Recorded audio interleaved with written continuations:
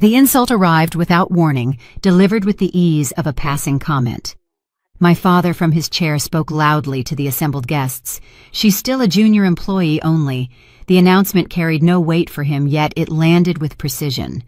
Colin followed by dragging a single finger along the edge of my gala invitation, then slicing it cleanly in half. As the cardstock split, he added with a dismissive edge, "She can't even afford rent." My mother let a thin smile appear. "Poor kids should learn to save." She murmured, her voice soft enough to seem harmless. "Use the money for clothes and makeup to pay bills instead." She commented the thought, barely a whisper. The heat didn't rise in my face. Stillness served me better than reaction. Nothing in my posture shifted. The sound of the cardstock splitting reverberated inside my head, muffling every other noise. Conversations blurred. The clinking of utensils faded. One simple gesture had turned the entire table into an audience. New Haven's modest banquet room held the same collection of people it always did. Extended relatives, neighbors who pretended to be insiders, and my father's co-workers who treated him more as entertainment than peer. No surprise in their eyes. They had witnessed scenes like this before. My arrival had been unremarkable. I walked in 5 minutes before the dinner began, wearing a navy sweater, dark trousers, and the kind of expression that discouraged questions. The coat slipped from my shoulders as I stepped inside. Nothing about me signaled tension, yet Colin lifted the invitation the moment he saw me, as if he had been waiting to deliver his moment. The paper tore cleanly, no hesitation in his hands. Each half drifted toward the white tablecloth with the quiet finality of a verdict. Behind him, a cluster of relatives leaned forward, eager for the next line. My father laughed first. "She chose the wrong field," he said, swirling the wine in his glass. His voice did not lower. Humiliation sounded casual, coming from him, almost reflexive. Aunt Carol whispered something into another ear. The response arrived in the form of a stifled chuckle. My mother observed the scene with detached approval, her gaze sliding over me like I was an object placed slightly out of alignment. "She struggles with rent," she added, as if reciting a fact from a ledger. "Maybe losing that invitation will teach her something." Metal scraped against the floor when someone pulled out a chair for me. My usual seat waited positioned at the end of the table, far from the center conversations, close enough to fetch things if needed. I remained standing. My father's brow tightened. "Lena, sit. Don't turn this into theater." Silence pressed against my eardrums. Speaking would have validated his accusation.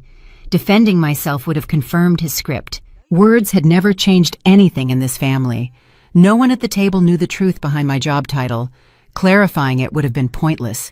They never shaped their narratives around accuracy. Their focus was control. Instead of looking at me, my father gestured toward Colin with the enthusiasm of a man presenting a trophy. "This one's doing well at Hartwell," he said, pride sharpening his voice. "The company has real plans for him." Colin held his chin slightly higher, as if the recognition belonged to him alone. My mother folded her napkin with deliberate gentleness. "Lena still hasn't found her place," she said. "There's time, I suppose." A silent blockage locked my throat. I stood there feeling every microaggression of the past accumulate into a solitary, heavy stone. It pressed against my ribcage, invisible to them yet utterly suffocating to me. The door opened. Breaths shortened across the room. Chairs straightened. Even the soundscape shifted. Richard Conway stepped inside the new division head my father had spoken about for weeks. His expression remained controlled, the kind executives wear when they expect nothing notable to happen. His eyes scanned the faces present one by one. Recognition halted his search. He said my name. "Lena." His tone didn't rise. His posture didn't change. Yet the simplicity of the acknowledgement cracked the room's arrangement. The temperature seemed to drop. My mother lowered her gaze. Colin's smirk vanished. My father sat rigid and unblinking. Richard approached with quiet purpose, dismissing the rest of the table with a single bypassed glance. "I didn't know you'd be here tonight," he said calmly, his focus fixed on me with an ease that suggested familiarity rather than surprise. A strained sound escaped my father. "You know my daughter." Richard's response came without hesitation. "Of course." His attention returned to me. "Are we still meeting Wednesday?" The updated compliance structure needs your revisions before the board session. His voice carried the clipped precision of someone balancing authority and expectation. A fork slipped from someone's hand and struck the floor, its metallic clang carving through the stillness. My father's lips parted, then closed again. Confusion clouded his features. Bored. Richard continued, uninterested in the surrounding shock. "You received my message," he asked. "The shortlist review," I answered. "Yes." A faint approving nod formed. "Good. Your assessment will be decisive." My mother's fingers trembled around her glass. The napkin beneath Colin's hand wrinkled. My father attempted another question. "Lena, works with you?" Richard turned his head. "She advises our team," he said. "Her work has accelerated the integration more than anything else this quarter. We wouldn't be where we are without her." A hush replaced all remaining noise.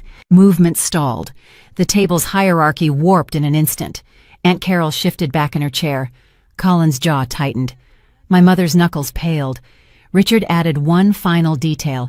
Her analysis saved us months during the compliance overhaul. His voice remained steady, unembellished. Nothing theatrical, just fact, delivered with corporate efficiency. None of them spoke. Richard offered me a brief nod, clean and professional. "I'll see you Wednesday." The door closed behind him. Stillness lingered like fog. I looked down at the torn invitation resting near my feet. The halves carried no meaning now. I bent, picked them up and set them gently on the table, the gesture quieter than any accusation. My voice didn't rise. I'm not the one who should feel embarrassed tonight. Nothing met my statement. No argument, no denial, no attempt to mend what had been torn. Their silence held more truth than their words ever had. A shift had begun. Returning to the previous order would be impossible. The room no longer held the power it once claimed. Tension settled over the table with a density that felt almost physical. Conversations thinned until they became nothing more than faint background murmurs. Every gaze shifted toward me with the uneasy fascination people reserve for revelations they never expected. My father pushed grains of rice across his plate, pretending to focus on his meal, while clearly replaying each word Richard had delivered. My mother's spoon circled her soup again and again long after the surface had cooled. Colin stared at the tablecloth, studying the pattern, as if the fabric held instructions for escape. I remained still. The quiet worked on my behalf, carrying the weight I didn't need to vocalize. For once, truth didn't require effort. It had already carved its place. Aunt Carol lifted her wrist toward the chandelier, angling her bracelet as an excuse to evaluate me. The gesture failed to disguise her curiosity. My mother noticed and stiffened her shoulders, attempting to regain composure. She had never truly lost, but no longer owned. With an artificial brightness, her voice entered the silence. "You never mentioned you work with Mr. Conway." My fork halted in midair. "That was never your question." A small tremor tightened the corner of her mouth. Whatever response she had prepared vanished. A comment like that once would have pierced me. Now it barely brushed the surface. My father inhaled sharply.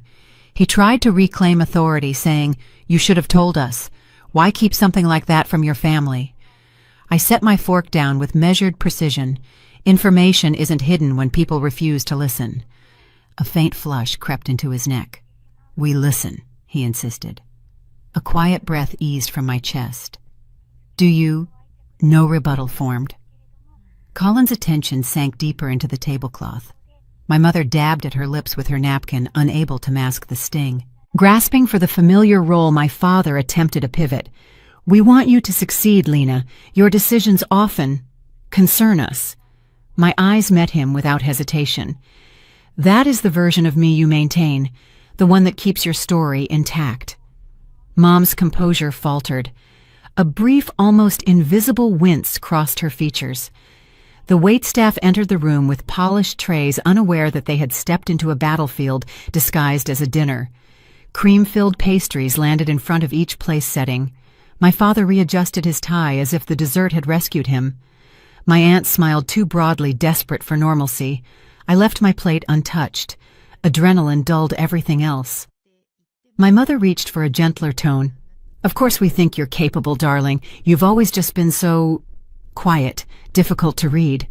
My father cut in quickly. He clarified his position, stating, "What she means is that you never established stability, not in a way we could understand." The metallic tap of my fork against porcelain signaled the end of my patience. "You declared me unstable because it preserved your comfort," I said evenly. "It allowed you to measure success by a scale that excluded me." He frowned. "That isn't fair." "It's accurate," I replied. "Every attempt to explain my work was dismissed. Every milestone was downgraded to coincidence. Every accomplishment became invisible the moment it threatened your expectations." Colin exhaled sharply, barely concealing his irritation. "It's never that deep, Lena." The ice in my voice carried no hostility. "Then why tear up my invitation?" His expression cracked. Whatever confidence he had evaporated, words refused to form. He glanced around the table, the panic in his eyes undeniable. My father's attention snapped toward him. A sharp tone cut through the air. "Why did you do that?" "Colin." A flush crept up my brother's neck. He searched the room for an ally. None appeared. "I thought it was one of those events where you wouldn't belong." "Belong," I repeated without raising my voice. "Among people who understand their field." He had no reply. Aunt Carol attempted a lifeline. "Well, maybe everything was just a misunderstanding." My gaze shifted toward her. "Is that how you describe laughing at me before the evening even started?" A ripple of color spread across her cheeks. She reached for her water glass as if hydration might save her. Mom intervened. "It's not personal. Families tease." Calm replaced every old instinct to shrink. Families inquire. They support. They stay curious. Teasing begins when respect ends. My father's patience thinned. Authority had always been his weapon. Tonight it felt dulled. "What do you want from us?" he snapped. "An apology." My eyes didn't move from his. "Understanding," I said quietly. "That's all." Another silence unfolded, sharper, heavier, harder to ignore.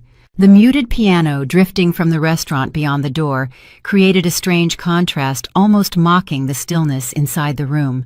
A flicker crossed my mother's face, uncertain, calculated or remorseful. The emotion lacked clarity. Her hand edged toward mine, stopping short of contact. "Lena, we never knew. You didn't share any of this." "I tried," I said. "You preferred the simpler story, the one where Colin performs and I disappoint." My father stiffened.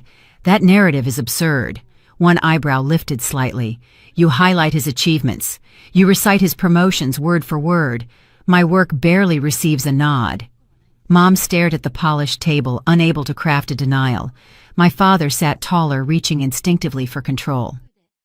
"Now that things are clearer, we can start from scratch." A muted ache spread through me, heavier than irritation. "So now I matter because someone you admire validated me." His silence confirmed what he wouldn't say aloud. A long stretch of quiet rearranged the room. Nothing broke the moment until my purse vibrated. I retrieved my phone without urgency. A message from Richard appeared. "Thank you for handling that with restraint. See you Wednesday. The board values your work." The screen glowed. The name glowed harder. I slid the phone away. No explanation followed. None was required. They had seen enough. My father exhaled slowly, realization reshaping his posture. Resonance replaced denial. The truth had become too large to shrink. My aunt leaned closer to my mother. "She works with the board," she whispered, too loudly, too astonished.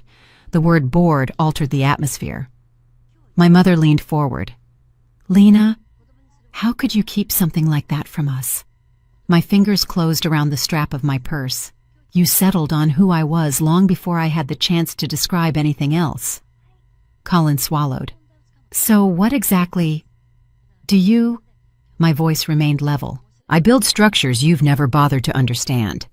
His shoulders tensed. Honesty rarely strikes loudly. Sometimes it strikes clean. The remainder of the dinner unfolded with the stiffness of a rehearsal gone wrong. Questions dried up. Curiosity replaced judgment. No one dared say more. I rose from my chair first. No objections surfaced. No ridicule trailed behind me. No demand pulled me back. My coat rested over the back of the chair. I slid my arms into the sleeves and tightened the collar. My father's voice followed, not loud, not commanding, but strained. "We'd like to see you again. Soon. I turned slightly. Maybe I said, if you're ready to see me clearly. Then the door opened, and the night air greeted me with a chill sharper than anything inside that room. The sky above New Haven looked cleaner than it had an hour ago. For the first time, I didn't feel like I was leaving them. They were the ones left sitting in a story no longer written for them. When I stepped into the banquet hall earlier that evening, I knew exactly what I was walking into. My parents hosted the New Year dinner every January 1st with the same guest list, executives my father wanted to impress neighbors, my mother wanted to outperform, and relatives who showed up mostly to compare careers and bank accounts. I had prepared myself for the usual glances, the polite questions, the subtle jabs. What I did not expect was how easily everyone accepted the story my family told about me. Quietly, I navigated the room, offering polite smiles. No one approached me first. They waited for context, for someone to define me before they engaged. My mother provided that context immediately. "That is our daughter," she told a woman in a sequined navy dress. "She is still figuring things out." I heard it even though she said it softly. The woman nodded kindly. It must be hard at that age without something solid. My mother sighed as if she carried the weight of my supposed instability. "We are hoping she settles soon. Her brother is doing wonderfully at Hartwell, of course." I turned away before they saw my expression. I found my seat at a smaller table set to the side, away from the cluster of guests with titles and influence. My place card sat between a retired couple who barely remembered meeting me last year and a cousin who had once asked if I had ever considered going back to school so you can get a real job. The cousin gave me a sympathetic smile as I sat. "You look tired," she said. "Job hunting, right?" I forced a small smile. "Something like that." She nodded knowingly, satisfied she had guessed correctly. No further questions. Across the room, my father laughed uproariously at a joke told by one of his colleagues. He looked relaxed, confident, exactly the man he became when surrounded by people who validated his view of the world. My brother stood beside him, a glass of champagne in hand, gesturing enthusiastically as he told a story about his latest project. The men around him listened impressed.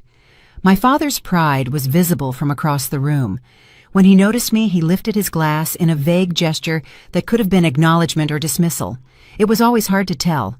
I excused myself from the table and walked toward the refreshment area. As I reached for a glass of water, two men standing nearby continued their conversation without lowering their voices. "She is the daughter, right?" one asked. "The one without a job," the other replied. "Thought so. Heard she moved back home." "She did. Full house over there. Her brother is doing all the heavy lifting." They laughed lightly, the kind of laugh that stings more because it is casual. I kept my posture steady and my face neutral, but my chest tightened.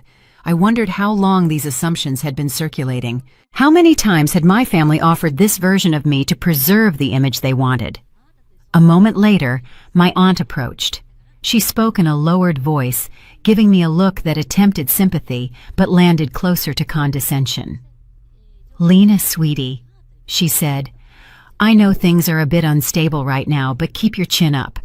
Not everyone finds success on the same timeline." I blinked. She continued as if giving a motivational speech she had memorized. "And do not feel embarrassed about being here tonight without accomplishments to announce. These things take time." My jaw tightened slightly. "I am not embarrassed." A patronizing hand patted my arm. "Of course you are not. You are being very brave." Brave. That word stuck in my throat. Before I could respond, my brother appeared behind her. "Mom wants everyone seated," he said. Then he looked at me, not unkindly, but with a hint of superiority that had grown sharper over the last few years. "Try to sit closer to the center tables. It will look better in the photographs." I raised an eyebrow. "Look better for who?" "For the guests," he said, "and for Mom and Dad. You know how optics matter at events like this." He said it like he was explaining something obvious to someone slow. My aunt nodded. "Your mother works very hard to maintain appearances, dear." Appearances. Always appearances. I returned to my table, but the small comments continued from different directions throughout the next 10 minutes. One voice asked, "You are between jobs now, right?" Another offered, "My niece's friend is hiring for an assistant position." "Have you thought about temp work?" It is good experience for people still building resumes. When will you find a respectable husband? It must be hard at your age to be so unattached. Do not worry, honey. We all know some people struggle with direction for a while. Each sentence landed like a soft but insistent tap, slowly pushing me back into the role they wanted me to fill, a role I had outgrown years ago. Then came the moment that solidified everything. The group photo. Every year before dinner, my father organized a formal family picture. Guests watched. He enjoyed the attention. The photographer positioned everyone meticulously. My father stood at the center, my mother at his side, my brother next to them. I approached by instinct as I always had. But this time when I stepped forward, my father paused. He looked at me, then looked at the photographer. "Let us do the main family first," he said. The photographer nodded as if it were standard instruction. I froze. The main family. My brother looked uncomfortable for half a second, but said nothing. My mother placed a hand on my father's arm. "Robert?" He waved her off. "We will take a second photo with everyone else. This is just for the announcement slideshow." Announcement. He meant the slideshow celebrating my brother's promotion at Hartwell, the one they had planned for after dessert. I stepped back, not because I agreed, but because there was no point in pushing myself into a frame where I was not wanted. As the flash went off, guests clapped lightly. The image of the main family projected itself across the room for everyone to absorb. My phone buzzed in my purse. I did not check it. The second photo happened quickly, less formally, less carefully posed. I stood at the edge, barely included. When it was done, no one looked at me. Dinner was served soon after. The seating arrangement mirrored the same hierarchy. My brother sat at the main table with executives and their spouses. My parents sat with the hosts of the other corporate families. I sat at a side table again. Halfway through the meal, one of my father's colleagues leaned toward him and asked, "Your daughter is the one at the corner table, right? What does she do again?" My father's answer was immediate, rehearsed. "She is still at the junior level, has not figured out her path. But she is trying. Trying." That word hit harder than anything else. My father continued, "She has trouble holding down consistent work. That is why we help her sometimes." Several heads around the table nodded sympathetically, believing it completely. He smiled as he spoke, proud of his narrative, unaware that I had been close enough to hear every word. My mother added, "She has always been careful with money, lives simply. Some people are like that." The colleague chuckled. "Well, at least she is not out spending recklessly." My brother joined in. "She cannot afford to. Rent alone would drown her." My fork paused midair. He said it like it was a joke, like my life was a talking point for entertainment. No one corrected him, no one softened it, no one wondered whether the person they were describing was actually sitting 30 feet away. In that moment, listening to the people who should have known me best discuss me like a burden, I realized something essential. They did not simply misunderstand me. They preferred the version that made them feel superior. They did not just overlook me. They needed me to stay small so they could stay comfortable. My father lifted his glass to make a toast about family unity. My mother dabbed her eyes, moved by his words. My brother beamed. I sat silently, my hands steady, even as my chest tightened. And for the first time in my life, I understood something completely and without hesitation. There was no point explaining myself to people who had already decided who I was. They did not forget who I was. They never knew. And they never tried. The moment dinner plates were cleared, the energy in the room shifted. It always did. Guests became bolder conversations, louder, everyone slightly tipsy on the combination of champagne and self-importance. This was the part of the night when people stopped filtering their opinions, especially my family. Standing near the back of the room, I refilled my water glass just as I heard my brother's voice rise above the murmurs. "Honestly, I do not know why she even comes to these things," he said. "She looks miserable every year." He was talking about me. Again. A woman I vaguely recognized laughed softly. "She seems quiet. Maybe she prefers small gatherings." My brother shrugged. She has never been comfortable around successful people. I think it makes her insecure. They believe no environment seemed built for her. Colin replied, lowering his voice, but not enough. He continued, "She hops around from project to project. I do not think she has ever kept a job longer than 6 months." I closed my eyes for a brief second, letting the words settle without breaking me. They did not hurt like they used to. A cold, steady detachment replaced the old familiar pain. That feeling almost felt like clarity. My brother continued, oblivious. "She is smart, but not work smart. Not in a way companies actually need." I stepped back before anyone saw me. The room became a blur of glittering dresses, suits, glasses raised in fake celebration. The air felt heavier. Every whispered conversation seemed to orbit the same theme: who mattered, who did not, and why. I drifted toward the hallway leading to the coat room, wanting a moment alone, but I did not make it far. My mother intercepted me at the entrance. "There you are," she said, smiling too brightly. "Do not wander off. People are going to think you are hiding." "I needed air," I said. She lowered her voice. "Please do not look gloomy. This dinner is important to your father. It reflects on all of us." Of course it did. Everything did. A cluster of guests approached, and my mother immediately switched into performance mode. "This is our daughter," she said, placing a gentle but firm hand on my arm, as if presenting an exhibit. "She is still finding her way." The man beside her offered a polite smile. "Nothing wrong with that. The world is unpredictable." My mother sighed dramatically. "She is very independent, almost too independent. She has always had trouble asking for help." I stared at her, stunned by the casual rewriting of history. She continued before I could respond. "We try to support her, but she likes to do things alone." Alone. The word jabbed in a way I did not expect. The group nodded, accepting her version of reality without question. My mother smiled satisfied, then gestured for them to follow her toward the dessert display. As she walked away, she squeezed my arm. "Try to smile more," she whispered. "People notice." I stood there for a moment, trying to steady myself, but then my father called my name from across the room. "Lena, come here for a second." I walked toward him slowly, already bracing for whatever version of me he had constructed for his audience. He stood with 3 men, all executives from his company. Their ties were loosened, their jackets undone. Their laughter filled the space around them. "This is my daughter," my father said proudly, "the one still getting her footing." One of the men chuckled. "We all have a child like that, late bloomers." My father grinned as if it were funny. "She is working on it." The other man raised his glass. "You are lucky she is still young, plenty of time to figure things out." I looked at my father. He avoided meeting my eyes. The men excused themselves to get more drinks, leaving us briefly alone. I expected my father to change his tone now that the audience was gone, but he did not. He adjusted his cufflinks. "Do not make that face, Lena.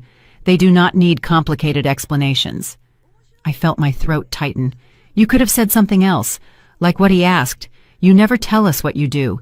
You never clarify anything." "I have tried." He shook his head. "Not in a way that makes sense, not in a way we can repeat without sounding foolish. So you choose the easiest version," I said quietly. "The version that embarrasses me." He frowned, irritated. "You are too sensitive. This is how networking works. Nobody wants a long story."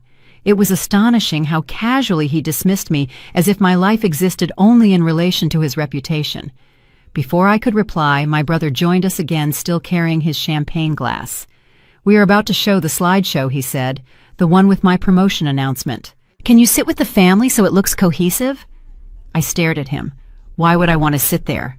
He looked confused. "Because it is family." I let out a quiet, humorless breath. "You told me half the room I cannot afford rent." He blinked. I was joking. "You were not." He looked to my father for support. My father crossed his arms. "Lena, do not ruin this evening. Please." The words translated clearly. I must behave. I must disappear. I must not challenge the narrative. I stepped back, needing space, but not fast enough to avoid another conversation drifting toward me. This time it was 2 cousins. "She does not look happy. She never does." Do you think she will ever get her life together? Not if she keeps pretending she understands tech. Her brother says she barely passed her statistics classes. I inhaled sharply. That was not only untrue, it was something my brother knew was untrue. But it was convenient. It supported his version of our family hierarchy. I tried to walk away again, but a neighbor stopped me before I could escape. "I heard you are between jobs," she said gently. "If you ever want to volunteer at the community center, we always need hands. It might help you build confidence." Build confidence. Volunteer to gain direction. Find simple tasks. Every sentence chipped at the facade they had created for me, and yet none of them knew it was a facade. My family fed them the script, and they accepted it without question. A server passed by offering champagne. I took a glass even though I did not plan to drink it. My hands needed something to hold. As I moved to the edge of the room, I heard someone laugh loudly. It was my brother again. "She is not drinking," he said. "She cannot afford the calories." The men around him chuckled. He continued, "She is still living with our parents. At her age." My face stayed neutral, but inside something shifted. Not anger, not sadness. A clean, unmistakable break. It became unmistakably clear that nothing I had accomplished, no matter how significant, would ever matter to them unless someone with authority validated it first. They needed an external voice to rewrite the story they depended on. They needed someone they respected to dismantle the version of me they were so comfortable believing. And that moment was coming, faster than any of them realized, because at the exact second, my brother delivered another careless punchline about me. The main doors to the banquet hall opened again. A new wave of cold air swept into the room. Every head turned. I saw Richard Conway walk back in, flanked by two senior executives. My brother stopped mid-sentence. My father straightened instantly. My mother's face was drained of color. Richard scanned the room, ignoring the guests calling his name. He was looking for me. When his eyes found me, he lifted a hand slightly in acknowledgement. The room hushed. My family stared at me in a silence sharper than any words they had spoken. The reversal had already begun. They just did not know it yet. 3 years before that New Year dinner, I stood in a windowless conference room that smelled like stale coffee and fluorescent light, holding my resignation letter in both hands. The badge around my neck read Data Analyst 2, and the name of the hospital system I worked for glowed in blue above the doorway. It was not a bad job. It was not a glamorous job either. It was just safe. My manager, a tired man in his 50s, looked at the letter and then at me. "Are you sure about this, Lena?" he asked. "You have stability here. Benefits. A ladder to climb." I swallowed. "Yes, I am sure." He sighed and leaned back in his chair. "You are one of the few people here who actually understands what the numbers mean. You could move up." "I know," I said, "but I also know what we are not doing." He frowned. "What do you mean?" I gestured vaguely toward the door, toward the hospital beyond it. "We are sitting on years of patient data, patterns, missed diagnoses, people who bounce between clinics without anyone connecting the dots. We have everything we need to do better, and we are not doing it." He shook his head. "That is above our pay grade." Exactly, I thought. That was the problem. I left that job with no promise of a new one. What I had instead was an idea, a stubborn belief, and a friend who was just reckless enough to build something with me. Her name was Lila. We met at a health data conference in Boston. While everyone else talked about systems and budgets, she wanted to talk about patients. About the older woman who had shown up in 3 emergency rooms in 1 year with chest pain and left without a cardiology referral because her symptoms never looked textbook. About the man in his 60s who went from doctor to doctor with vague complaints that never made it into a shared record. What if we could see across all of it, she had asked that day, stirring her coffee absent-mindedly. Not the names, not the personal details, just the patterns. What if someone connected the visits, the lab values, the risk factors in one place, and used that to flag who was about to fall through the cracks? She looked at me like she already knew the answer. "You can build that," she said. I was not sure I could, But the idea refused to let go. We spent nights and weekends sketching on whiteboards in borrowed office rooms talking about privacy, security, consent. We did not want to build another predatory platform that treated patients like a product. We wanted to build a system that would help providers see the people they were missing, especially older patients, especially those who did not know how to advocate for themselves. We called it ClearPath. The pitch was simple: a health tech platform that sat between clinics, hospitals, and labs, pulling only the minimum necessary data, running it through evidence-based algorithms, and sending alerts back to providers when a patient's pattern suggested elevated risk. Early heart failure, silent atrial fibrillation, medication conflicts, worsening chronic disease. We spent months working without pay. We lived on savings and cheap food. I took contract work on the side, cleaning old databases for clinics that did not care about what I wanted to build as long as their reports ran on time. Lila took part-time teaching work. The only constant was the whiteboard. There were nights when I sat cross-legged on the floor of our tiny office, surrounded by printouts, thinking, this is ridiculous. I could have stayed. I could have climbed a safe ladder. I could have brought home a steady paycheck and never had to explain myself to anyone. Then I would remember a woman I met in the hospital cafeteria 2 years earlier. She had been in her late 60s, sitting alone with a folder of test results she did not understand. She had asked me, a stranger in a badge, if I knew what any of it meant. Her doctor had rushed out of the room after the appointment late for the next patient. "I do not want to be dramatic," she had said, trying to smile. "But I am scared." I had walked away that day, angry that no system existed to push people like her to the top of someone's list before it was too late. Those memories held me where fear would have pushed me back. Our first investor meetings were awful. Some smiled politely and told us to come back when we had more traction. Others asked inappropriate questions. One suggested we aim for a diet and wellness app instead. Another older man in a crisp navy suit leaned back in his chair and said, "I understand data. I understand business. But helping seniors avoid hospitalizations is not exactly a high-growth vertical." I left that meeting shaking. Lila squeezed my shoulder. "We are not building this for him. We scraped by. We built a prototype with a handful of clinics willing to experiment. We leaned hard into privacy. No names. No full charts. Only flagged patterns linked back to the providers who already had the relationships. A doctor would get a nudge. This patient has had 3 respiratory visits in 6 months. Consider further workup.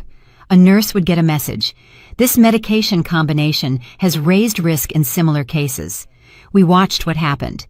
An older woman got an early heart failure diagnosis because someone finally saw the pattern of her shortness of breath and swelling visits.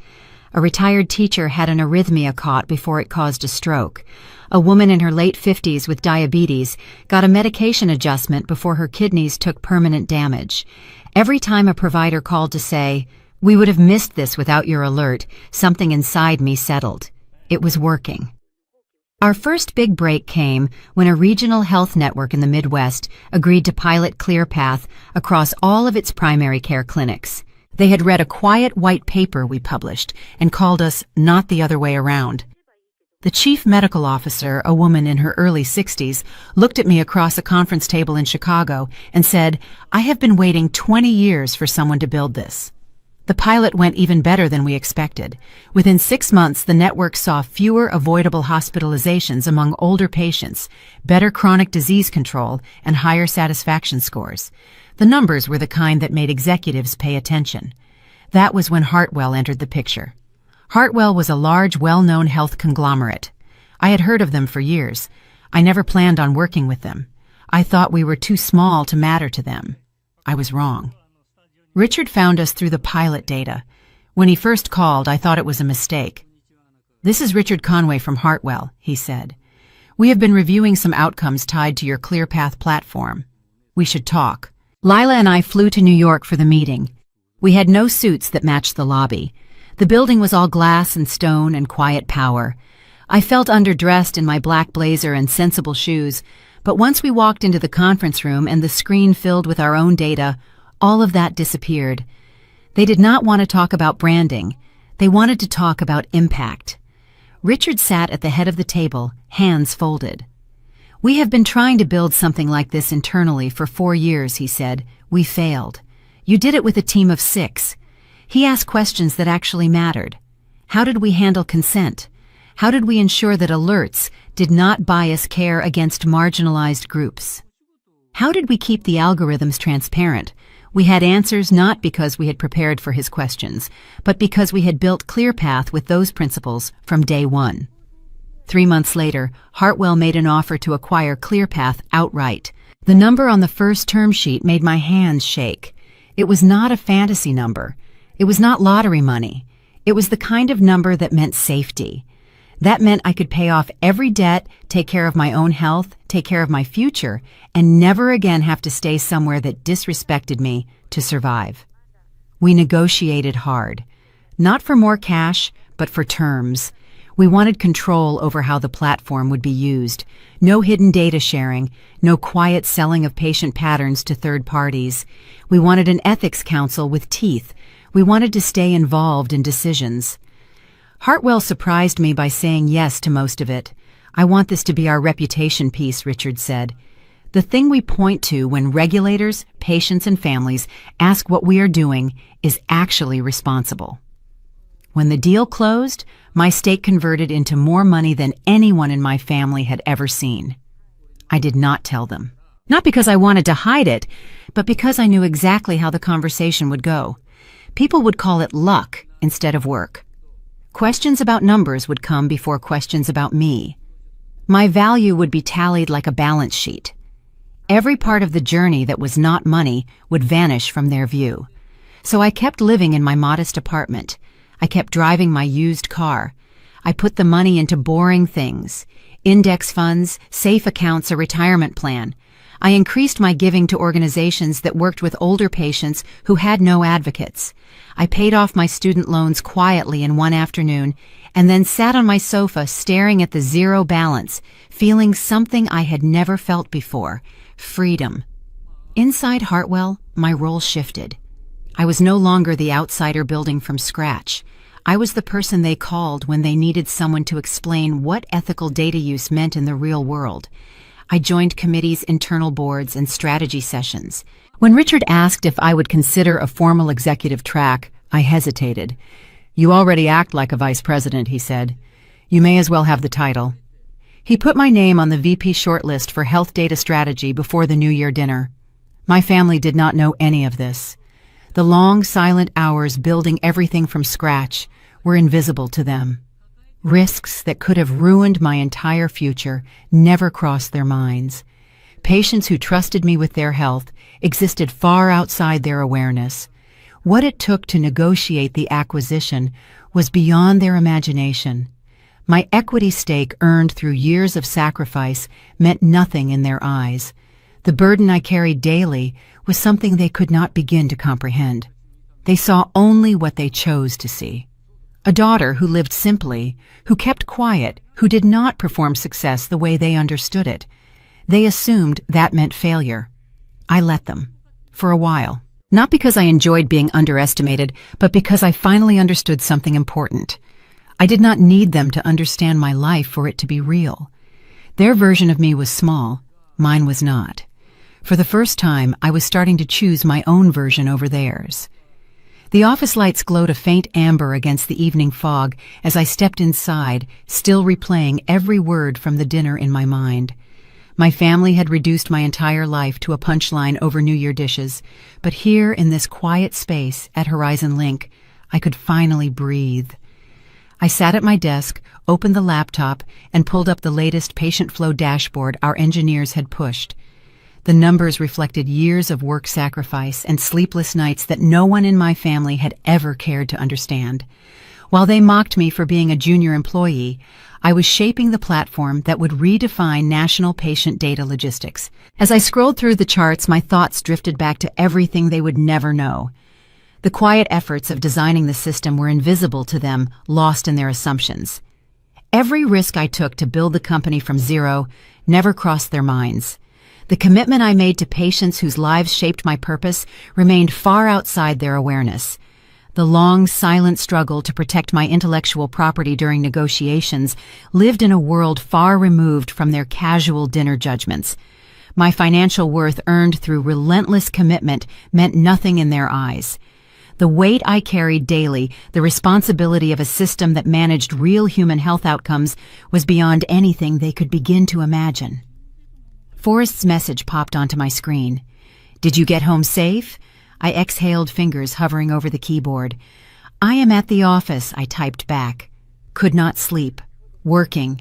He responded with a simple, "I will come by. Stay there." I stared at the message, feeling a flicker of warmth cut through the frustration lodged in my chest. When Forrest arrived 20 minutes later, he carried 2 steaming paper cups from the cafe downstairs. No questions, no pity, just a quiet presence. He placed a cup beside me and leaned against the edge of my desk. "What happened?" he asked softly. I told him everything. Not the polished summary, the raw truth. The humiliation of watching my father tear up my invitation in front of everyone. My brother laughed as he mocked my finances. My mother parroting poor people must learn to save as if I were irresponsible and not someone investing in building a company that could one day change healthcare entirely. The jokes, the smirks, the way they devoured the idea of me being small. Forrest listened with a stillness that anchored me. No interruptions, no attempts to fix what was unfixable. Just focus. When I finished, he crossed his arms. "They are wrong," he said, matter of fact, not comforting, but stating a truth he expected me to accept. "But you already know that." I gave a weak smile. "It still hurts." He offered insight with genuine empathy. "Of course it does. Family cuts deeper than anyone else could. They think they know you because they knew who you were. They have no idea who you became." I looked down at my hands. "They think I have failed." Forrest exhaled slowly, "Then let them think about it. For now." Those words settled over me like a blanket. He was right. Silence was not weakness. Silence was strategy. I did not need to defend myself to those who had already decided what story they preferred. He pushed off the desk and walked over to the whiteboard. "Tell me what you are working on," he said, switching to work mode. "Let us put your mind somewhere productive." I nodded and pulled up the prototype screen. The new triage mapping model.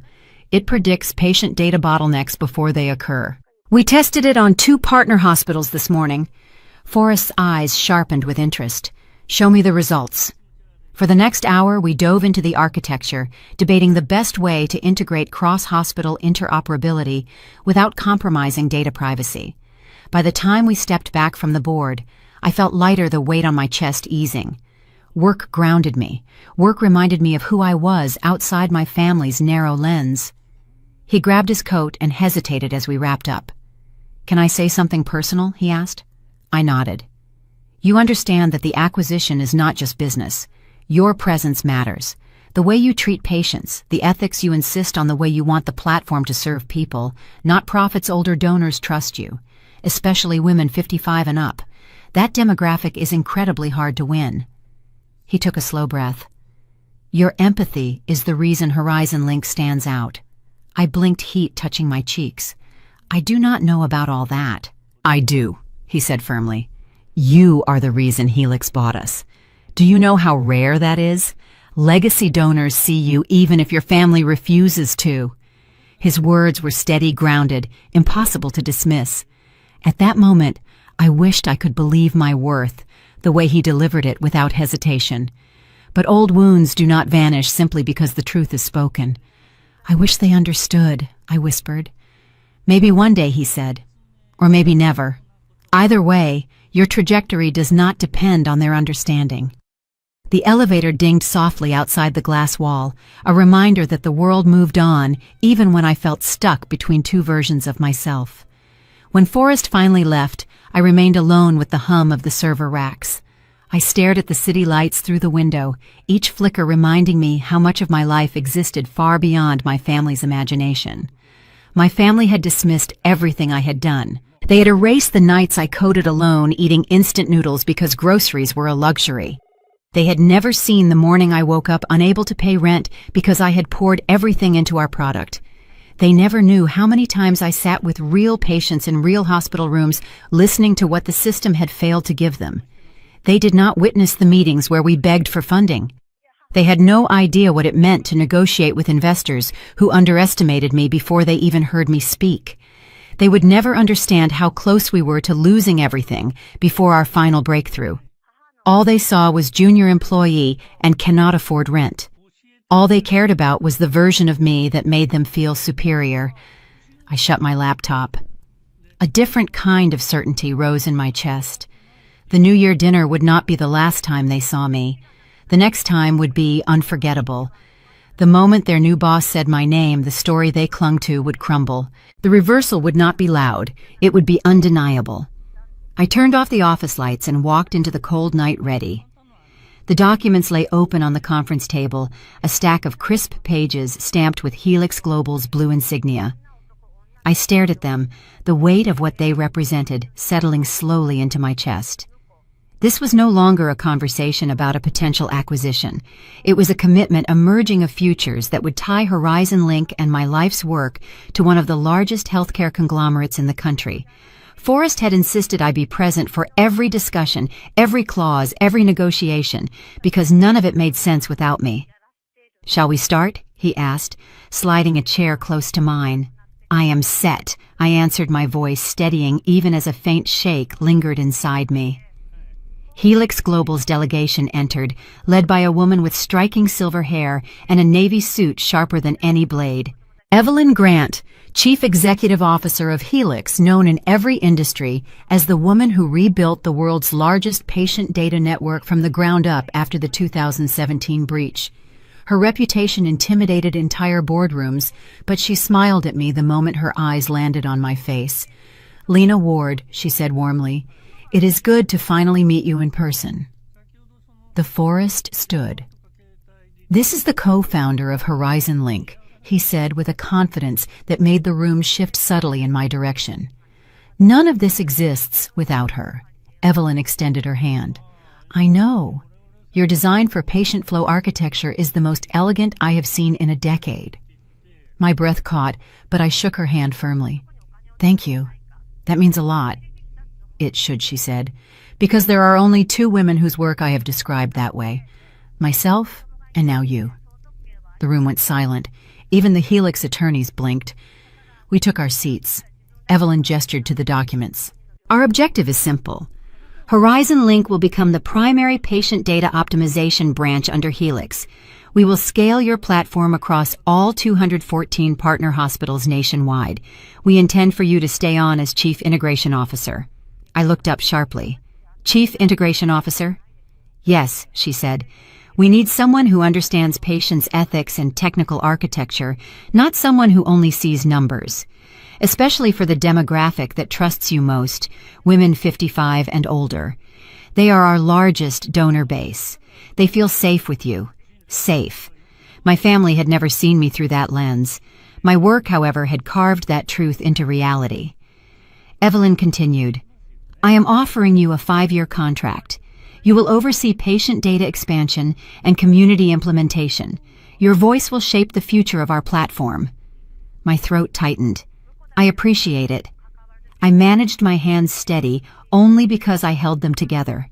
Then Evelyn slid a page toward me. "This includes your equity valuation." My eyes scanned the numbers. I blinked, read them again, and again. "This cannot be right," I whispered. "It is," Evelyn said calmly. 41% of Horizon Link shares at current valuation. Your stake is substantial." She paused, and deserved it. The figures stunned me, not because I had never dreamed of financial security, but because the value was a mirror, reflecting everything my family refused to see. Those endless hours when exhaustion blurred into determination never registered for them. Every gamble that could have emptied my life savings stayed invisible. The stories I carried from patients who trusted me with their pain were distant from their world. What it took to sit across a table and protect my work during the acquisition went unnoticed. The responsibility of raising something from zero rested entirely on shoulders they never thought I had. Forrest leaned closer. "You earned every decimal." My chest tightened. This changes everything. Exactly, Evelyn said. And we want this partnership because of who you are, not despite it. The negotiations began in earnest. Helix's legal team dissected every clause. Forrest countered their points with calculated precision. I examined the ethical compliance sections, tightening the language around patient consent and data transparency. Evelyn watched me with quiet approval, occasionally stepping in to support a clause I pushed for. Hours passed, coffee cooled, the sun dipped below the Seattle skyline. At one point, Evelyn closed her folder and addressed the whole table. "Let me be perfectly clear," she said. "This acquisition only works if Lena remains in leadership. Horizon Link without her is just code and hardware. Horizon Link with her is a movement." A murmur moved through the delegation. I swallowed pressure prickling behind my eyes. No one in my family had ever spoken about me with even a fraction of that respect. When the final page was reviewed, Evelyn folded her hands. "We have 2 final matters to discuss," she said, "both concerning you, Lena." My pulse spiked. "What matters?" "First," she said, "we want to announce the acquisition at a formal event on January 10th, the same night Helix hosts its annual New Year Health Tech Gala. Every major donor will be present." The gala. The forest echoed. "That is perfect." A familiar ache rose in my chest. January 10th, the same date as the dinner my family had weaponized to shame me. Evelyn smiled knowingly. "Yes, this will be the largest event of the year, and I intend to make it unmistakably clear who is responsible for Horizon Link's success." I inhaled slowly. "And the second matter," Evelyn tapped her pen on the table. "Helix's new Seattle division begins next week. Your family's new boss, Theodore Vance, will attend the gala with me." My breath froze. My family had spent the entire New Year dinner bragging about Theodore Vance as if he were royalty descending from the heavens to bless their mediocre careers. Evelyn continued, "He reviewed your portfolio last month before meeting your brother. He asked specifically to meet the Horizon Link architect." She smirked. "He was impressed." Forrest's eyebrows rose. "He has no idea she is the same junior employee they mentioned." "None," Evelyn said. "And I think the reveal will be clarifying." A quiet shock moved through my chest. This was not about revenge. It was not about proving a point. It was simply the outcome that had always been waiting. Evelyn's voice softened. "I know what it is like to grow up in a family that misunderstands ambition. You are not the first woman I have seen rise in spite of it." I met her gaze. Strong, steady, true. "What do you want me to do at the gala?" I asked. Evelyn smiled. "Walk onto that stage when I call your name. Accept your position publicly, and allow the facts to speak for themselves." The sound of my name and her voice shifted the entire room. Recognition lit in Theodore Vance's eyes as he connected who I truly was. Understanding finally struck my family as they saw the strength behind everything they had dismissed. My future unfolded like a quiet, unstoppable wave. Across the table, the lead attorney flipped the final page toward me. Lena Forrest said softly, "We are ready for your signature." I picked up the pen. My hand hovered. I didn't doubt the contract. I finally understood the magnitude of it. Luck had nothing to do with it. Miracles played no part in this outcome. Chance never shaped the path I walked. Every inch of progress came from effort I carried without witnesses. I signed my name with a steady hand. Forrest exhaled. Evelyn nodded in satisfaction. The attorneys gathered their documents. The deal was sealed. As we stood, Evelyn touched my arm lightly. "Prepare yourself, Lena. The world will see you differently after this." I nodded. "So will my family." Her smile deepened. "Especially them."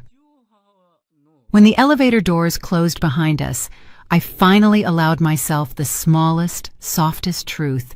The reversal had already begun. The restaurant buzzed with early evening chatter as I stepped inside. Warm lights glowed against polished wood, masking the sharp tension I felt building in my chest. My family had chosen this place for the New Year dinner every year, and the private room in the back always carried the same heaviness.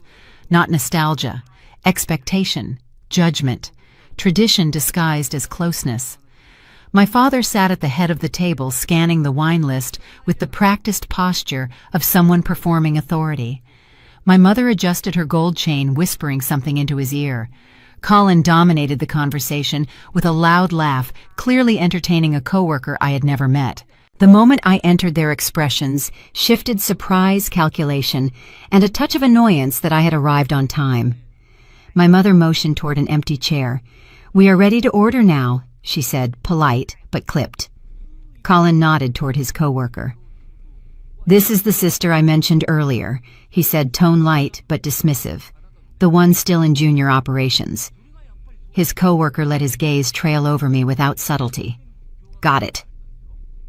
My father offered no correction. I took my seat without reacting.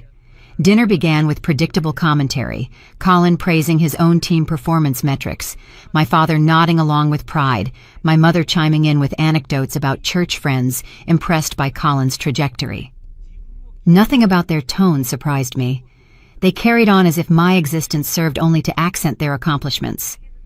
Conversation moved smoothly until Colin lifted his glass. "Here is to grow," he said cheerfully. His eyes landed on me, especially for those still trying to get their footing. The corner of my mouth lifted. "Firm footing depends on the ground you choose," I replied. He chuckled, assuming victory where none existed. "Cute." The waiter approached. I opened my menu, but Colin interjected before I could speak. "She will take the lowest-priced entree," he said confidently, trying to keep her budget on track. I closed the menu slowly. "I can speak for myself," he shrugged. "Just trying to help." The coworker smirked. My father continued reading the wine list as if nothing happened. My mother did not raise her eyes. Moments later, my father cleared his throat, shifting into a tone he saved for constructive criticism. "Your mother and I have concerns," he began. "You need direction. You are 32. At your age, people should have financial security, investments, a plan." My mother folded her napkin carefully. "Saving is important, sweetheart. You cannot ignore the future." Colin leaned in, voice dripping condescension. "She panics about the rent every month. That is why she is so tense. The rent is handled," I said calmly. "Nobody said it was not," he replied, pretending innocence. The entire table seemed committed to the narrative they had crafted. They had decided who I was and refused to consider anything beyond it. My father shifted topics, eager to return to praise. "Colin received an email from Mr. Vance today. Leadership potential. That is the phrase he used." Colin's posture straightened as if crowned. "He said I could be management material in a few years." My mother raised her glass toward him. "We are so proud." Their pride hung in the room like thick perfume. My mother glanced at me afterward, her expression small and pitiful. She offered faint sympathy. "You will find your place in time. Not everyone moves at the same pace." A reply rose in my throat, but I swallowed it. Their image of me depended on my silence. Colin shifted his attention back to me. He initiated a new jab. "Speaking of progress, what about that invitation?" My pulse tightened. "What invitation?" "The Helix New Year dinner," he answered, grinning. "They did not have enough space this year, mostly senior staff and people who matter. Dad said it might feel uncomfortable for you." My father nodded. "You would not know anyone anyway," my mother added softly. "And it would only make you compare yourself. Let us keep this year easy." Colin's coworker raised his brows. "Yeah, those events are intense. Probably better this way." The words landed with the precision of small intentional cuts, yet none of them reached the truth. Their exclusive event was the same one where Helix planned to introduce Horizon Link to the National Healthcare Network. The same night Evelyn Grant would announce the acquisition. The same stage where I would stand beside the executive board. The same room where leaders from 200 hospitals would gather. None of that belonged in this conversation. Not yet. The dinner moved on with familiar rhythms, my father offering advice he assumed I needed, my mother sympathizing with struggles she invented, Colin bragging about upcoming workflow reviews. They filled the space with a story where he rose and I stalled. I maintained my composure, refusing to contort myself into their narrative. Colin lifted his phone at the end of the meal. A photo of the Helix building glowed on his screen. "See this," he said proudly. "That is the headquarters. One day I will have an office there." His coworker clapped him on the back. "Keep pushing. You are close." My mother looked at me with gentle pity again. My father nodded with certainty. Colin beamed. None of them had the slightest idea that Helix leadership had already reviewed my architectural frameworks months earlier, long before they met him. None of them knew that Theodore Vance had evaluated my work in detail before interviewing Colin for his entry-level position. None of them imagined that the person they were gently guiding through career advice was preparing to join the executive rollout of a multi-state patient data program. Their version of success only existed if I stayed beneath them. I slipped my coat over my shoulders, ignoring Colin's attempt to offer commentary on how consistency creates opportunity. Outside the restaurant, cold air wrapped around me like relief. Streetlights reflected on the damp pavement, and my breath formed thin clouds in the winter darkness. My phone vibrated. A new message glowed on the screen. "Contract completed. Evelyn expects you at the Gala stage for the announcement. January 10th, 8 o'clock. A slow calm spread through my chest. Their dismissal did not bruise me anymore. Their assumptions no longer shaped my identity. Their small version of my life could not touch the truth. The moment the announcement was made, their entire narrative would unravel effortlessly, naturally, without my interference. My steps carried me down the quiet street, steady and sure. Everything was already shifting. The entrance hall of the Helix New Year Gala shimmered under crystal chandeliers, each light reflecting off polished metal, like a constellation rearranged into order. Guests in tailored suits and floor-length gowns drifted through the space with the quiet confidence of people accustomed to influence. I stepped inside with a steady breath, the soft rustle of my navy dress blending into the room's understated symphony. My appearance signaled nothing of my power. I preferred it that way. A staff member handed me a name badge enclosed in a simple silver frame. Lena Ward, Integration Lead, Horizon Link. That title contained more truth than my family had allowed for years. Forrest emerged from a cluster of executives, waving me over with a genuine smile. "Perfect timing," he said, offering his arm as if guiding me onto a stage. "Evelyn wants to brief us before the announcement." We crossed the main hall together, weaving through donors, partners, physicians, and policy leaders. The energy carried a certain anticipation mixed with strategy, the kind of atmosphere where a single introduction could alter a career. For most people in this room tonight meant politics. My presence carried something far more personal. Evelyn waited near the backstage corridor, her posture calm and commanding. "You look composed," she said warmly. "Prepared," I replied. "Good," she added. "The moment you step out there, the narrative becomes permanent." A quiet flutter moved through my chest, not from fear, but from recognition. Tonight's reveal would erase years of misjudgment without a word spoken directly to the people who created that wound. No confrontation. No explanation. Truth stood at full height. Evelyn handed me a folded sheet. "Here is the order," she explained. "I will open with the expansion strategy, then introduce the acquisition, and finally bring you on stage. Theodore will acknowledge the new integration lead afterward." My pulse quickened at the mention of Theodore Vance. He was not just Colin's boss. He was the executive my family idolized at dinner, as if he walked on a level of ground none of them would ever reach. Hearing him speak my name tonight would shift their understanding in seconds. A coordinator signaled Evelyn. She moved toward the stage entrance heels, tapping against the polished floor with purpose. Forrest and I waited behind the curtain, listening to the opening remarks echo through the grand hall. "Helix Global is entering a new era," Evelyn announced. "Tonight we share a partnership that will redefine national patient data integration." Applause filled the room, strong and immediate. She continued, "A breakthrough platform has proven its worth across multiple pilot regions. This technology improved early detection rates for older adults, reduced avoidable hospitalizations, and strengthened continuity of care for seniors who often slip through the cracks. This platform is Horizon Link." The crowd responded with even louder enthusiasm. My heart beat steadily, not fast, not slow, simply certain. Evelyn's voice shifted into something more personal. We seldom encounter innovations built with equal parts technical skill and ethical commitment. Horizon Link stands apart because it was designed by someone who placed patients first, especially older adults who often feel invisible in modern healthcare. A hush fell over the hall, the kind of stillness only respect can summon. She extended her hand toward the curtain. "Please welcome the architect of Horizon Link, Lena Ward." Stage lights poured over me the moment I stepped forward. Conversation froze mid-breath. Faces turned, eyes widened. Not because of the dress or the spotlight, but because my name carried a weight that traveled further than anything my family had ever imagined. Evelyn greeted me with a firm handshake infused with pride. "Thank you for trusting this work," she said quietly. The applause swelled, filling every corner of the ballroom.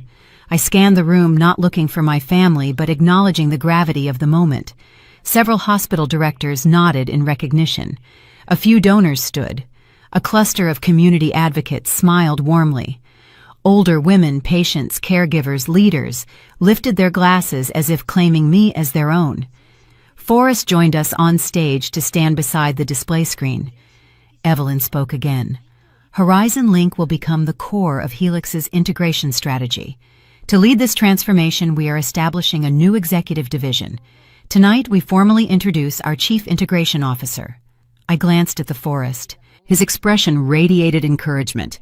Evelyn turned slightly toward me. "Lena will hold that title effective immediately." A wave of murmurs rippled through the audience, surprise, respect, admiration. The sound settled into the air like a shifting tide. The next segment belonged to Theodore. Helix's newest regional head stepped onto the stage with measured strides. His presence carried authority without arrogance, the kind of steady demeanor that earned loyalty rather than demanded it. He positioned himself behind the podium, flipped to the final page of his notes, and looked directly at me. "I reviewed Horizon Link's framework before meeting my Seattle team," he said. "The design impressed me more than I can express. The architecture showed clarity, precision, empathy. I expected the creator to be a veteran in the field, someone decades into their career. Instead, I learned the truth tonight." His pause sharpened the atmosphere. "Lena, your work sets a new standard for the industry." A quiet gasp fluttered through the hall, followed by applause that built in layers. Theodore closed his folder. "I look forward to working closely with you. The Seattle division will follow your lead during implementation." That single sentence reshaped every false assumption my family had spoken at the dinner table.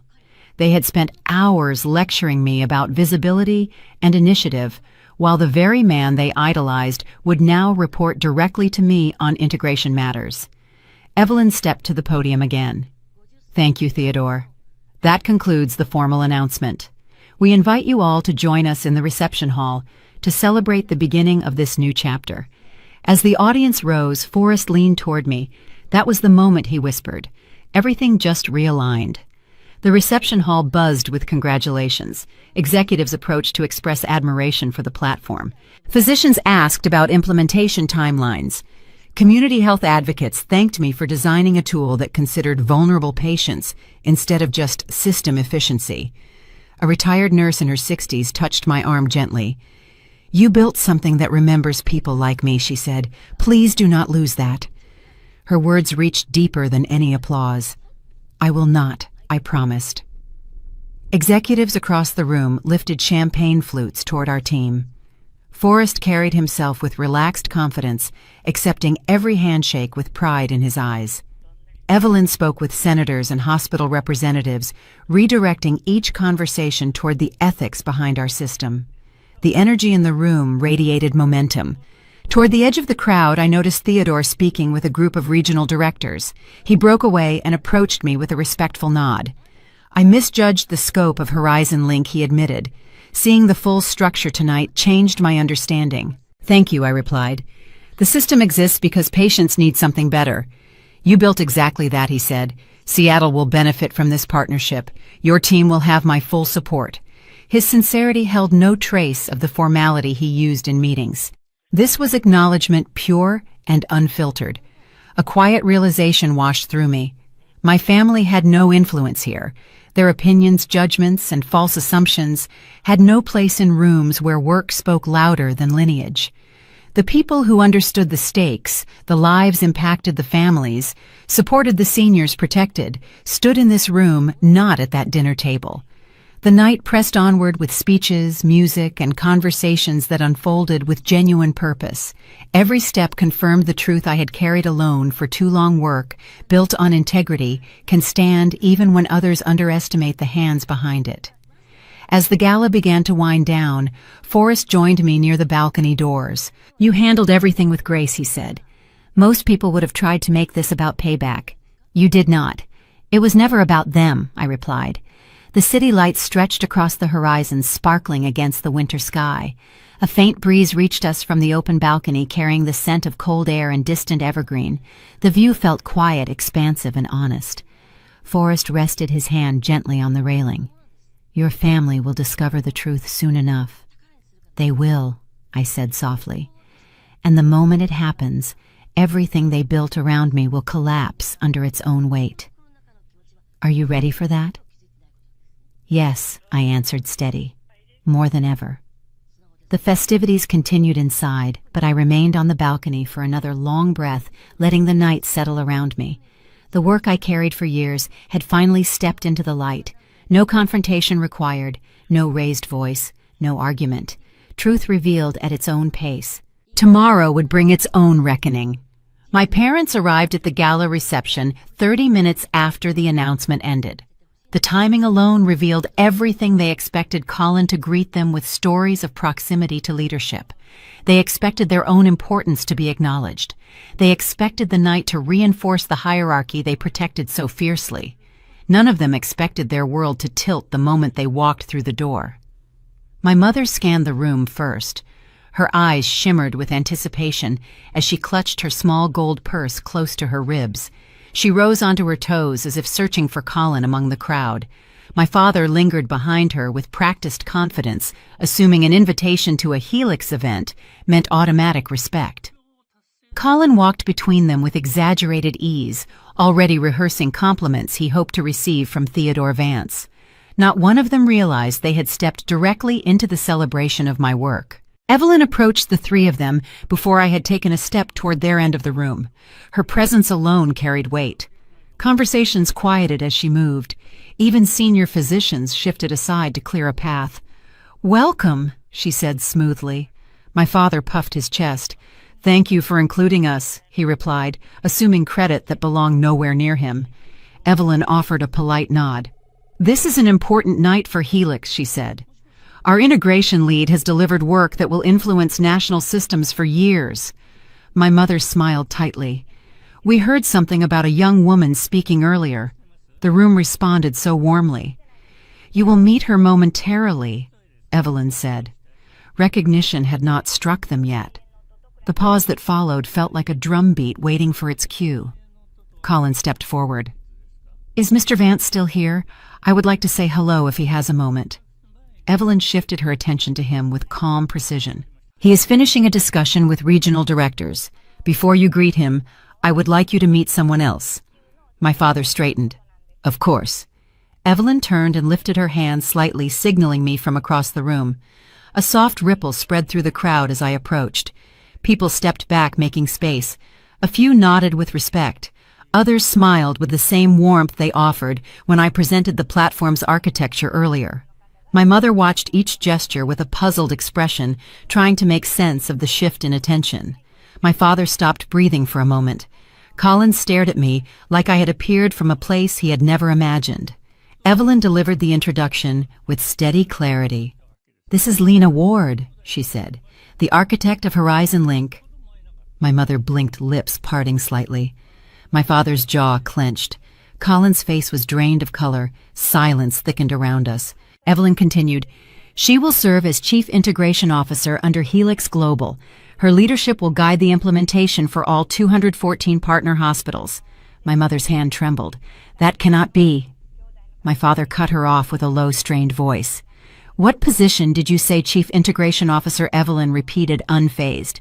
Her design reshaped our strategic direction. Colin swallowed hard. "Lena, that is not... You never said anything." I met his eyes without flinching. "You never asked." The first crack appeared in my father's composure. His eyes darted toward my badge, then back to my face, as if the words could rearrange themselves into something more digestible. My mother stepped closer, voice barely above a whisper. "Why did you hide this from us?" I drew a calm breath. Nothing was hidden. "You dismissed everything I tried to share." Her throat tightened. "We were trying to help you." "No," I answered steadily. "You were trying to fit me into the version of success that made sense to you." A murmur rose from nearby guests. They were not intruding, just witnessing. The truth carried its own gravity, and the space around us yielded to it. Evelyn spoke before my father could form another objection. "Your daughter's work is extraordinary. The accuracy of her architecture is unmatched in our field. She guided teams through challenges that would have broken most engineers, and she protected patient integrity at every step." My father lowered his gaze. My mother touched her necklace as if grounding herself. "We did not know." I held her eyes. "You never listened long enough to learn." Her breath hitched. Something fragile in her expression cracked under the weight of reality. Colin attempted to redirect the moment out of desperation. "Mr. Vance will be surprised to see her here," he said, forcing a laugh. "He already met her," Evelyn replied. The sentence landed with a clean, harsh elegance. Colin went rigid. What? Evelyn folded her hands. "He reviewed her portfolio months before he interviewed you. Tonight he publicly praised her work and outlined how his division will follow her lead." My brother staggered back a fraction of an inch. His confidence drained as quickly as his voice. My father looked between us, unable to anchor himself. "You outrank him?" "On integration matters," I said. My mother covered her mouth. The sound she made echoed more like realization than shock. Forrest stepped into the circle of silence without inserting himself into the tension. His nod toward my parents carried polite acknowledgement, but his presence served a clearer purpose confirmation. He stood beside me as an equal, not as support. That distinction made everything undeniable. The room around us shifted again, this time in my favor. Executives glanced over with interest. Community leaders recognized my name. Advocates for senior care raised their glasses in silent approval. My family observed it all. My father attempted to salvage dignity. "We are proud of you," he said stiffly. "Pride requires understanding," I replied. He exhaled as if bracing against a cold wind. "You should have told us." "I tried," I said. "You interrupted each attempt." A long, quiet pause spread between us.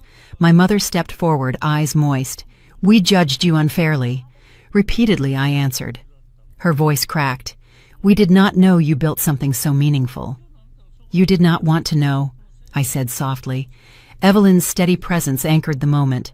"Your daughter carries responsibility many executives twice her age cannot handle," she said. "She earned her position through discipline, not convenience." My father's shoulders lowered in defeat. Colin finally spoke, his voice faint.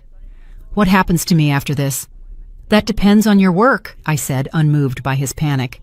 "Not on mine." He nodded slowly, unable to form a response. A coordinator approached, informing Evelyn the next group of donors was ready to meet us. She offered me a small nod. "I will see you out front," she said. Then she addressed my family with polite finality. "Thank you for attending." My parents stepped aside automatically. Forrest lingered beside me. "You handled that with more restraint than most people could manage." "They needed the truth," I said. "They got it," he replied. As we prepared to move toward the guests, my mother touched my wrist gently. "Can we talk later?" she asked. "Just us." Her request held vulnerability I had never seen from her. Forgiveness required time, not pressure. "I will think about it," I said. She nodded, understanding she had no right to demand more. My father whispered, "Congratulations," then added almost inaudibly, "We misjudged you." "That part is true," I said. Colin remained speechless, staring at the floor as if searching for a version of reality where he still outranked me. Conversations resumed behind us, the gala returning to its rhythm as if the room had exhaled. Forrest placed a hand on the railing, waiting for me to move. "Ready?" he asked quietly. "Yes," I said. This time there was no tremor in my voice. The night had delivered its reckoning. No anger arrived. No spectacle unfolded. The truth stood steady, complete, and utterly undeniable. The morning unfolded with a quietness that felt strangely earned. Light spilled through my windows without urgency, giving the apartment a calm I had not felt in years. My laptop rested on the table beside a stack of documents I no longer needed to defend. For the first time, the silence around me reflected what I had built, rather than what others assumed. Emails began to arrive in measured intervals. Senior directors requested follow-ups with an unmistakable degree of respect. Evelyn forwarded a briefing outline for the next integration phase, attaching a short note that acknowledged my leadership with unfiltered sincerity. Even Forrest's message carried an ease that suggested the landscape ahead had shifted into alignment rather than resistance. My family, however, formed a separate set of communications. My mother's voice filled my voicemail inbox before I finished breakfast. The tone wavered, uncertain, carrying questions she had avoided for years. She apologized without fully naming the offense, then apologized again for the vagueness itself. Her final message sounded more like a plea than a request. She wanted a chance to understand the woman she had overlooked. Another alert appeared with my father's number.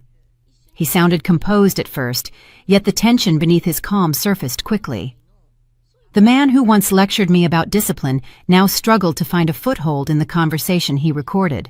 Words like misjudgment and blind spots slipped into his attempt at grace. A subtle tremor edged through the last sentence, revealing more truth than he intended. Colin remained unseen until the evening. His message arrived without structure, almost frantic, packed with questions he had never asked when it mattered. He feared losing his position. He feared confirming every insecurity he had hidden behind arrogance. He feared my silence more than my success. Not a single line acknowledged what he had done to create the distance between us. The phone screen dimmed and I set it aside. A knock landed at my door 5 minutes later. Forrest stepped inside carrying 2 mugs of tea, the steam drifting upward in smooth spirals. He placed one on the counter, studying my expression with quiet curiosity. "You look like you are watching 2 worlds collide," he said. "Feels accurate," I answered. He moved to the couch, leaving space for whatever I needed to sort through. I joined him, holding the warm cup between my palms. "My family is trying to rewrite everything overnight," I said. "It is disorienting." "That tends to happen when truth sits in plain sight," he replied. "They treated my work like a harmless hobby," I continued. "Now they are scrambling." Forrest's voice carried no judgment. "They pushed you into a small box. You walked out without waiting for their permission. That alone can destroy the illusion they relied on." "They want explanations," I said. "Give them time to find their footing," he suggested. "You owe them honesty, not protection." The conversation shifted into work decisions after that. We reviewed deployment timelines for the first rollout wave. He outlined regional considerations affecting shorter adoption cycles. I recommended adjustments for hospitals with outdated compliance pipelines. The exchange unfolded easily, as if every piece clicked into place. When the conversation wound down, he collected his coat. At the doorway, he paused. "One more thing. Do not carry Colin's panic. His growth is his responsibility." I nodded. "I know." He gave a small, confident smile. "Good. Rest tonight. Tomorrow reshapes everything again." The apartment returned to stillness after he left. The quiet felt fuller this time, less like a void, and more like a space I finally occupied fully. I walked toward the balcony, opened the door, and stepped into the evening air. Cold wind brushed my face, while the city below moved with steady rhythm. Hospital rooftops glimmered across the skyline like scattered signals from lives intertwined with our platform. A sense of steadiness settled beneath my ribs. Triumph never entered the room. Vindication stayed distant, as if it belonged to someone else. Victory over another person felt irrelevant to everything unfolding. A grounded calm centered solid, unmistakably mine. My thoughts drifted back to my mother's final message. Her voice carried a mixture of regret and hope. She wanted a daughter she could see clearly. My father wanted a narrative that allowed him to respect me without confronting his own cruelty. Colin wanted to survive the consequences of his arrogance. Each person sought something different. One sought forgiveness that had not been earned. Another reached for guidance that did not belong to them. The last retreated into old habits, desperate for comfort in the very dynamics that once harmed us all. Forgiveness could not be rushed. Healing demanded actions that had yet to appear. Understanding rested on willingness, not desperation. Accountability grew only when someone chose to stand still and face themselves. Relationships shift over time, and ours had reached that threshold. Certain ties might rebuild in years. Others would remain altered. A few had already dissolved into something unrecognizable. When the final document was saved to the cloud, I closed my laptop and stepped onto the balcony. Cool air brushed against my face, carrying the faint smell of rain still holding back somewhere above the city. Lights flickered across the skyline in small waves. Cars moved below like sparks tracing the edges of a long, winding circuit. A realization settled across my chest with a calm strength. Earlier versions of me had faded. The woman standing in their place held her ground fully. Authority flowed through her words without needing force or volume. A quiet certainty defined the space around her, untouched by apology or hesitation. The direction she chose moved beyond the limits others once tried to place on her life. The night deepened around me, and the city's pulse aligned with my own. I lifted my gaze toward the horizon, feeling something quiet, something steady, something entirely mine. The digital assault began in the early morning. Messages exploded on my phone demanding a response that matched the volume of their panic. My mother's plea surfaced first, a fragile request for understanding, stripped of its usual social armor. Next came my father's strained voicemail, a halting admission that danced around the edge of true remorse. Finally, Colin's desperate texts arrived, focused only on whether his new boss Vance still saw him as capable. The three voices converged, a chaotic choir, seeking absolution I was not yet ready to grant. I left the screen face down on the desk. Stillness was my strategy now. The city outside offered a gentle hum beneath the windows, its steady rhythm indifferent to the domestic crisis unfolding in my inbox. For the first time in my life, this quiet morning belonged solely to me. A faint aroma of coffee hung in the air. I lifted my mug, letting the heat settle in my hands. Outside, the world-sharpened light outlined the building's promising clarity. Work waited for me not as a burden, but as an anchor. Horizon Link's rollout required precision driven by necessity, not anxiety. My responsibility ahead was massive, yet it rested naturally on my shoulders. I listened to my father's recorded voice, halting words, attempts to reach certainty that failed, circling the truth without landing on it. I ended the message without a second thought. Colin's stream of panic followed. He feared his place in the company. He avoided acknowledging his history of dismissing me. Every line turned inward, confirming his inability to face his own actions. The screen dimmed. The room returned to its profound quiet. I settled at the desk with Evelyn's rollout charts. Planning soothed me more than any strained conversation with my family ever could. The work demanded clarity, not approval. Pages turned beneath my fingers, detailing how hospitals would implement the platform. Lives depended on these adjustments. Every decision shaped patient care. A knock sounded at my door just as I finished marking the last chart. Forrest entered with fresh folders. "The morning treated you gently," he observed, his gaze assessing. "I needed the stillness," I answered. We reviewed the integration strategy. The exchange flowed smooth, deliberate, and precise. He offered acknowledgement when we finished. "You handled everything with grace, even the part that would have broken most people." "They are still resisting the truth," I said. "They are. But you are not responsible for the pace of their growth." The door closed behind him. The evening arrived, and I prepared the final memo.